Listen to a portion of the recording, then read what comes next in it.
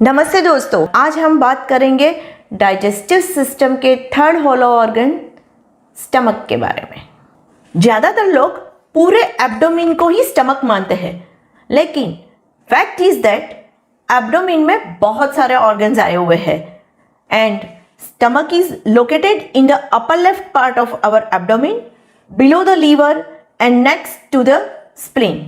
The stomach is the widest muscular hollow bean shape important digestive organ जो expand भी हो सकता है, जिसकी दोनों साइड अलग अलग ऑर्गन के साथ कनेक्टेड है। जैसे उसकी ऊपर की साइड से वो ईसोफेगस के साथ कनेक्टेड है और नीचे की साइड से वो स्मॉल इंटेस्टाइन के साथ कनेक्टेड है। स्टमक को 5 डिफरेंट सेक्शन में डिवाइड किया जाता है, जिसका फर्स्ट सेक्शन है द कार्डियक। ये सेक्शन स्टमक का पहला पार्ट है जो बराबर ईसोफेगस के नीचे आया हुआ है और वहां पे एक मस्कुलर रिंग है जिसे कार्डियक स्फिंक्टर कहा जाता है। ये स्फिंक्टर स्टमक के अंदर आए हुए फूड और एसिड को ईसोफेगस तक जाने से रोकता है। सेकंड सेक्शन है द फंड्स। ये सेक्शन स्टमक के ऊपर की साइड आया हुआ है जहां पे अनडाइजेस्टेड फूड स्टोर होता है और डाइजेस्टिव गैसेस रिलीज होते हैं। थर्ड सेक्शन है द बॉडी। ये स्टमक का लार्जेस्ट सेक्शन है जहां पे फूड चर्न होता है, मानी बारीक से बारीक पार्टिकल में कन्वर्ट होता है और डाइजेस्टिव जूसेस के साथ मिक्स होता है। फोर्थ सेक्शन है द एंट्रम। ये स्टमक का लोअर पार्ट है जो पार्टली डाइजेस्टेड फूड को होल्ड करके रखता है जब तक वो स्मॉल इंटेस्टाइन में जाने के लिए रेडी ना हो। और फिफ्थ सेक्शन है द पाइलरस, जहां पे एक मस्कुलर रिंग भी है जिसे पाइलरस स्फिंक्टर भी कहा जाता है और जिसके through partly digested food stomach में से स्मॉल इंटेस्टाइन में जाता है। स्टमक में से जो पार्टली डाइजेस्टेड फूड इंटेस्टाइन में जाता है उसे कायम कहा जाता है। जैसे मैंने आपको आगे बताया कि stomach is the largest muscular digestive organs और ये एक्सपांड भी होता है, तो इसके मसल्स स्पेशल टाइप के 5 डिफरेंट टिश्यूज के लेयर से बने हुए हैं। आइए जानते हैं कि ये टिश्यूज के नाम क्या है और उसका काम क्या है।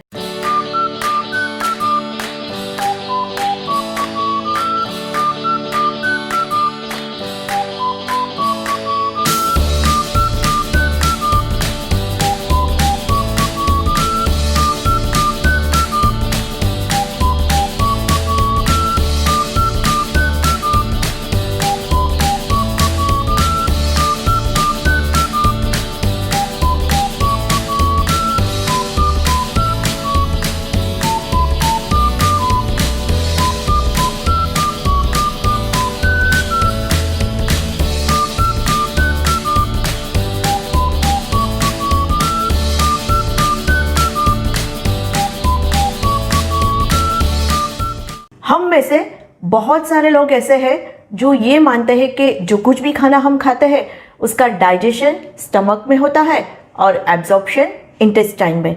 क्या आप भी यही मानते हो? तो मैं आपको बता दूं कि आप गलत मानते हो।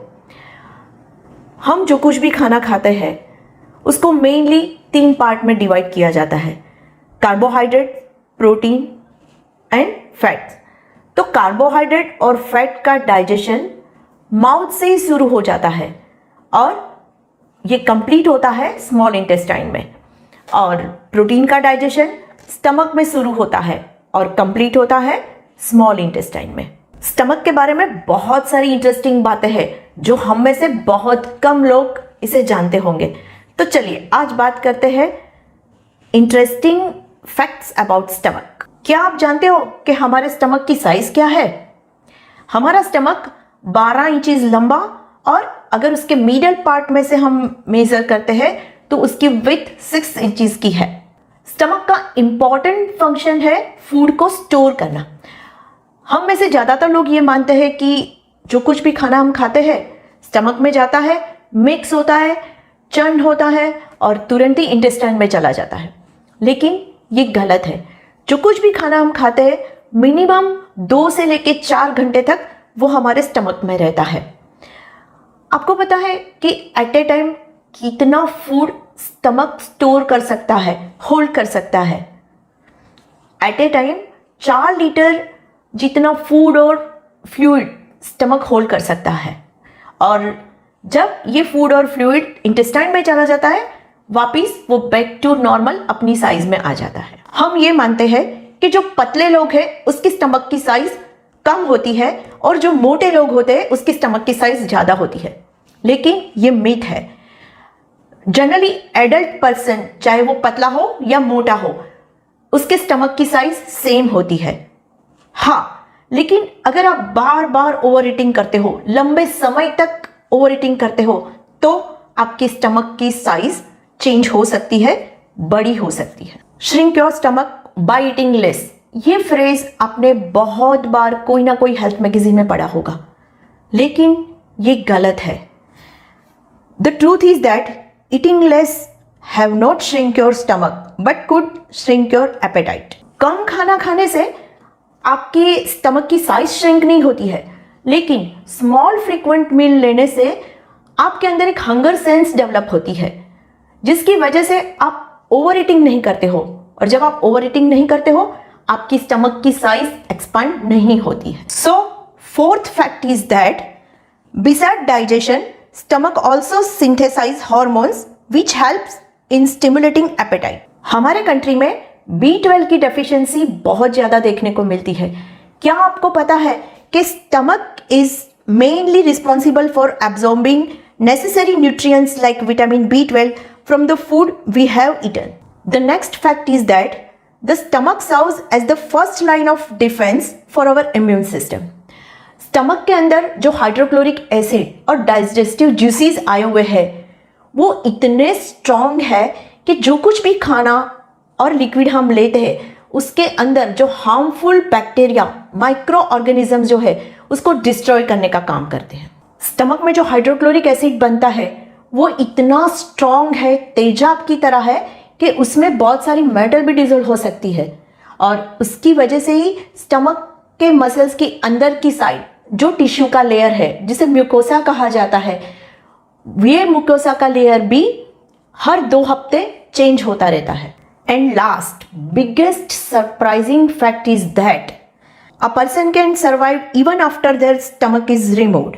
पूरे ह्यूमन डाइजेस्टिव सिस्टम के अंदर स्टमक ही एक ऐसा ऑर्गन है कि जिसको कंप्लीटली निकालने के बाद भी आदमी जिंदा रह सकता है।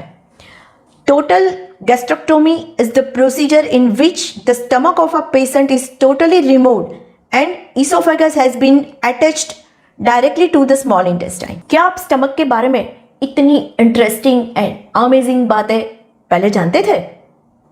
चलो कोई बात नहीं, आज तो हमने जान ली।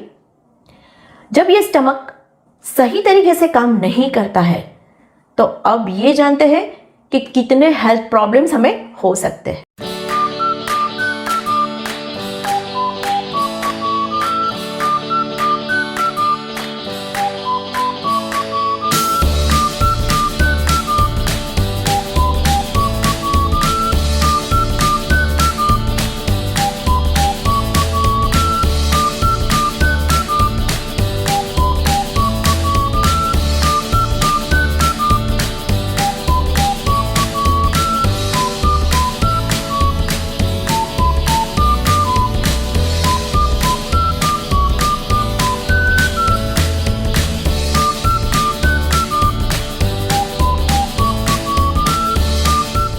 इतने सारे हेल्थ इश्यूज में से कॉमन गैस्ट्राइटिस, हाइटल हर्निया और डिस्पेसिया के बारे में मैं अगले एपिसोड में आपके साथ बात करूंगी। नेक्स्ट एपिसोड से पहले जनरल टिप्स मैं आपको दे देती हूं कि स्टमक को हेल्दी कैसे रखा जाता है।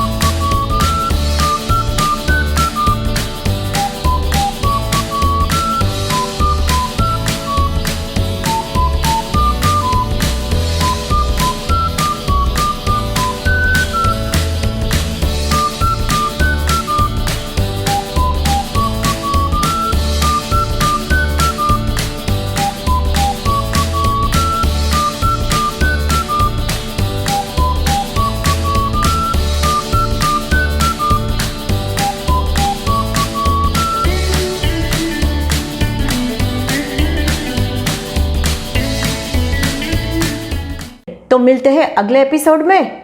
तब तक के लिए stay connected with me, stay connected with परिचय न्यूट्रिशन क्लिनिक, क्योंकि लाइफ अभी बाकी है।